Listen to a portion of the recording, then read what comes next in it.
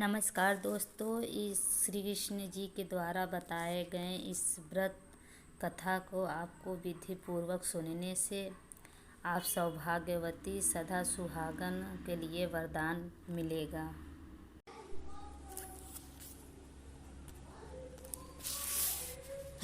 द्वापर युग में एक समय की बात है कि यशोदा जी ने कृष्ण जी से कहा कि हे कृष्ण, तुम सारे संसार के उत्पन्न करता, पोषक तथा उसके संहार करता हो। आज कोई ऐसा व्रत मुझसे कहो जिसके करने से मृत्युलोक में स्त्रियों को विधवा होने का भय न रहे तथा यह व्रत सभी मनुष्यों की मनोकामना पूर्ण करने वाला हो।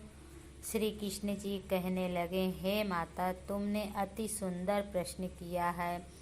मैं तुमसे ऐसे ही व्रत को सविस्तार कहता हूँ। सौभाग्य की प्राप्ति के लिए स्त्रियों को 32 पूर्णमासी का व्रत करना चाहिए।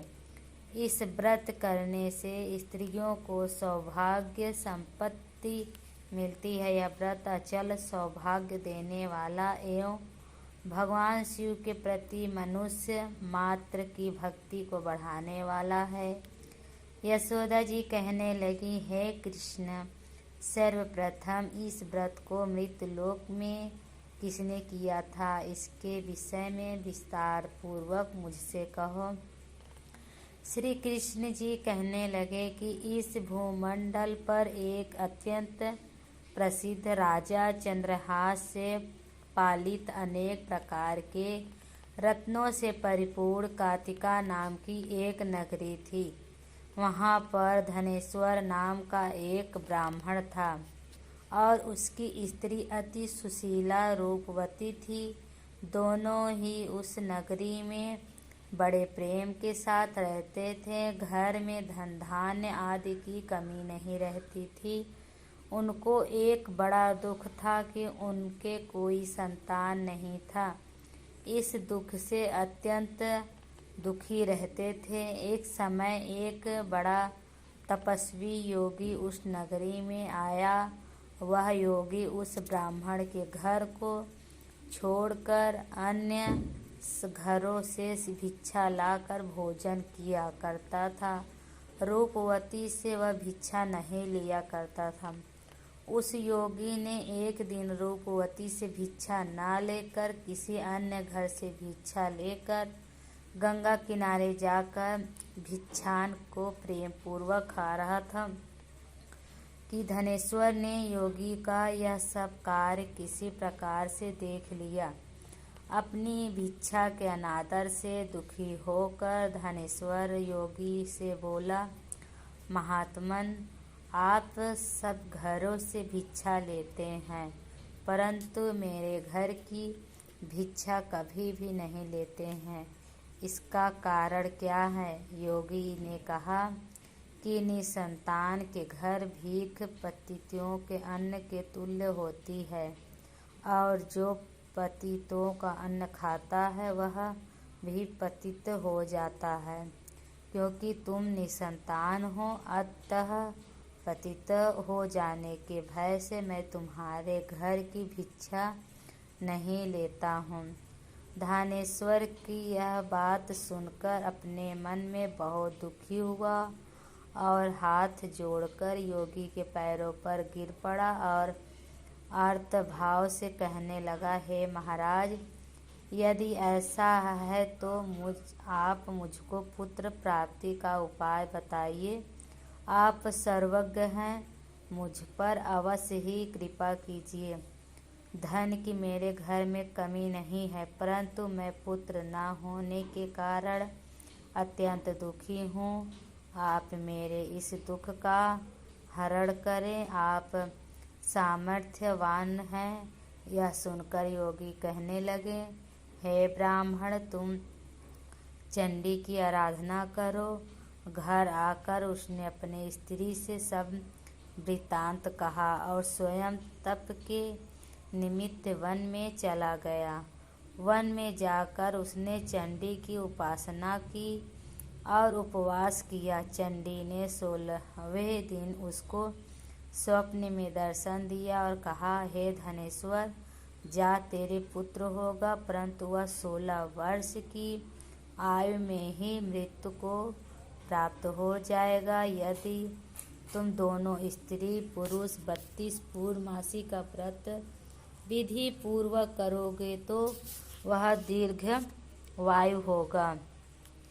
जितनी तुम्हारी सामर्थ्य हो, आटे की दिया बनाकर शिव जी का पूजन करना, परंतु पूर्णमासी को 32 हो जाने चाहिए। प्रातः काल होने पर इस स्थान के समीप ही तुम्हें एक आम का वृक्ष दिखाई देगा। उस पर तुम चढ़कर एक फल तोड़कर शीघ्र अपने घर चले जाना। अपनी स्त्री से सब वृत्तांत कहना। ऋतु स्नान के पश्चात वह स्वच्छ होकर श्री शंकर जी का ध्यान करके उस फल को खा लेगी। तब शंकर भगवान की कृपा से उसको गर्भ हो जाएगा। जब वह ब्राह्मण प्रातः काल उठा तो उसने उस स्थान के पास एक आम का वृक्ष देखा, जिस पर एक अत्यंत सुंदर आम का फल लगा हुआ था। उस ब्राह्मण ने उस आम के वृक्ष पर चढ़कर उस फल को तोड़ने का प्रयत्न किया, परंतु वृक्ष पर कई बार प्रयत्न करने पर भी वह चढ़ नहीं पाया। तो वह उस ब्राह्मण को बहुत चिंता हुई और विघ्न विनाशक श्री गणेश जी की वंदना करने लगा। हे दयानिधे, आपने भक्तों को विघ्नों का नाश करके उनके मंगल कार्य को करने वाले, दुष्टों को नाश करने वाले, रिद्धि सिद्धियों को देने वाले, आप मुझ पर कृपा करके इतना बल दे कि मैं अपने मनोरथ को पूर्ण कर सकूं। इस प्रकार गणेश जी की प्रार्थना करने पर उनकी कृपा से धनेश्वर वृक्ष पर चढ़ गया। उसने एक अति सुंदर आम का फल देखा और उसने विचार किया कि जो वरदान से फल मिलता था वह यह है और कोई फल दिखाई नहीं देता। उस धनेश्वर ब्राह्मण ने जल्दी से उस फल को तोड़कर अपनी स्त्री को लाकर दिया और उसकी स्त्री ने अपने पति के कथानुसार उस फल को खा लिया और गर्भवती हो गई। देवी जी की असीम कृपा से उसे एक अत्यंत सुंदर पुत्र उत्पन्न हुआ, जिसका नाम उन्होंने देवीदास रखा था। माता पिता के हर्ष और शोक के साथ वह बालक शुक्ल पक्ष के चंद्रमा की भांति अपने पिता के घर में बढ़ने लगा। भवानी की कृपा से वह बालक बहुत ही सुंदर और सुशील और विद्या में पढ़ने में बहुत ही निपुण हो गया। दुर्गा जी की आज्ञानुसार उसकी माता ने 32 पूर्णमासी का व्रत रखना प्रारंभ कर दिया था, जिससे उसका पुत्र बड़ी आयु वाला हो जाए।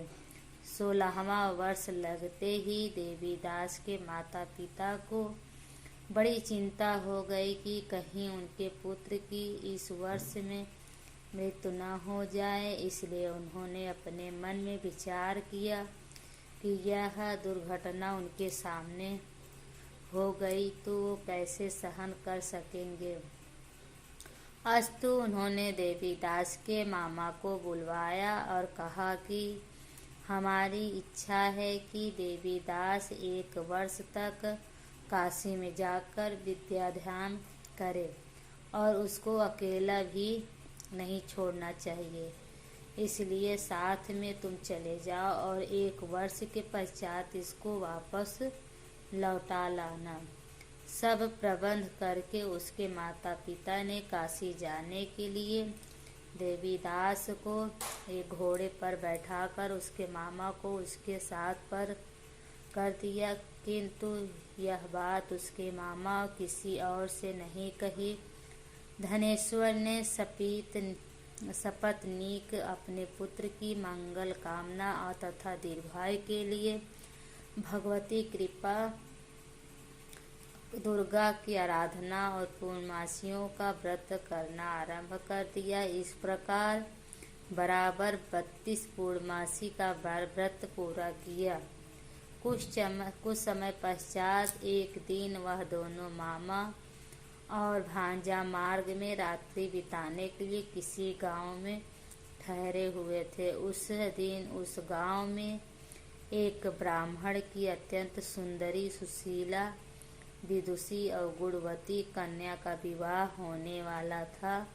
जिस धर्मशाला के अंदर वर उसकी बारात ठहरी हुई थी, उसी धर्मशाला में देवीदास और उसके मामा भी ठहरे हुए थे।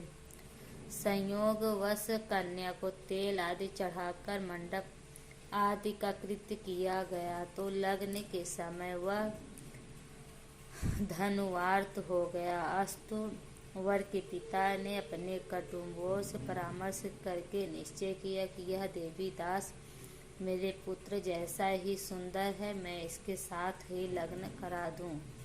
बाद में विवाह के अन्य कार्य मेरे लड़के के साथ हो जाएंगे।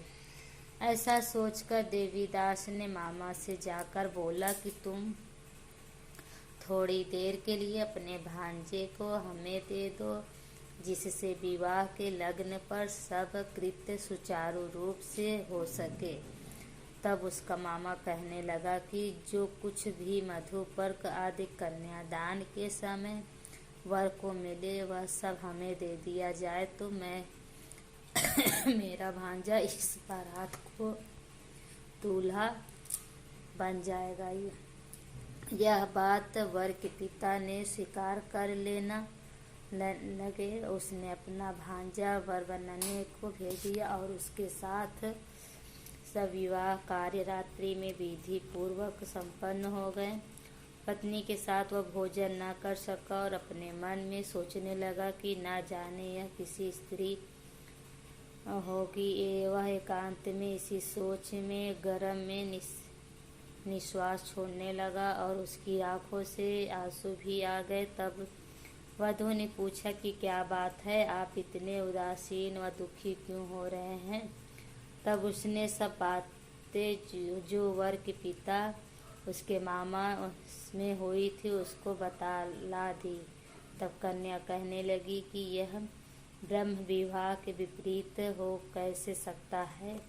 देव ब्राह्मण अग्नि के सामने मैंने आपको ही अपना पति बनाया है, इसलिए आप ही मेरे पति हैं। मैं आपकी ही पत्नी रहूंगी, किसी अन्य की कदापि नहीं। तब देवीदास ने कहा ऐसा मत करिए, क्योंकि मेरी आयु बहुत थोड़ी है, मेरे पश्चात आपकी क्या गति होगी, इन बातों को अच्छी तरह विचार लो। परंतु वह दृढ़ विचार वाली थी। बोली कि जो आपकी गति होगी वही मेरी गति होगी। हे स्वामी, आप उठिए और भोजन करिए, आप निश्चय ही भूखे होंगे। इसके बाद देवीदास और उसकी पत्नी दोनों ने भोजन किया तथा शेष रात्रि वे सोते रहे। प्रातःकाल देवीदास ने अपने पत्नी को 3 नगों से जड़ी हुई एक अंगूठी दी और एक रुमाल दिया और बोला, हे प्रिय, इसे लो और संकेत समझ स्थिर चित्त हो जाओ। मेरा मरण और जीवन जानने के लिए एक पुष्प वाटिका बना लो, उसमें सुगंधी वाली एक नव मल्लिका लगा लो, उसको प्रतिदिन जल से सींचा करो और आनंद के साथ खेलो कूदो तथा उत्सव मनाओ। जिस समय और जिस दिन मेरा प्राणांत होगा ये फूल सूख जाएंगे और जब ये फिर हरे हो जाए तो जान लेना कि मैं जीवित हूँ। यह बात निश्चय करके समझ लेना, इसमें कोई संशय नहीं है। यह समझा कर वह चला गया। प्रातः काल होते ही वहाँ पर गाजे बाजे बजने लगे और जिस समय विवाह के कार्य समाप्त करने के लिए वर तथा सब बाराती मंडप में आए तो कन्या ने वर को भली प्रकार से देखकर अपने पिता से कहा कि यह मेरा पति नहीं है, मेरा पति वही है जिसके साथ रात्रि मेरा पाणिग्रहण हुआ था, इसके साथ मेरा विवाह नहीं हुआ। यदि यह वही है तो बताइए कि मैंने इसको क्या दिया।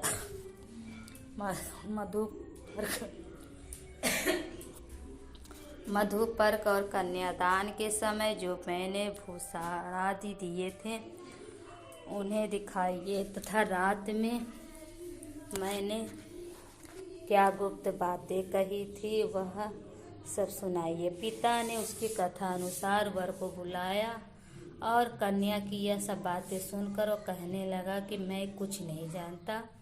इसके पश्चात लज्जित होकर वह अपना समूह लेकर चला गया और सारी बारात भी अपमानित होकर वहाँ से लौट गई। भगवान श्री कृष्ण बोले, हैं माता, इस प्रकार देवीदास काशी विद्या ध्यान के लिए चला गया। जब कुछ समय बीत गया तो काल से प्रेरित होकर एक सर्प रात्रि के समय उसको डसने के लिए वहाँ पर आया। उस विषधर के प्रभाव से उसके शयन का स्थान चारों ओर से विष की ज्वाला से विषैला हो गया, परंतु व्रत राज के प्रभाव से उसको काटने न पाया, क्योंकि पहले ही उसकी माता ने 32 पूर्णिमा का व्रत रखा था।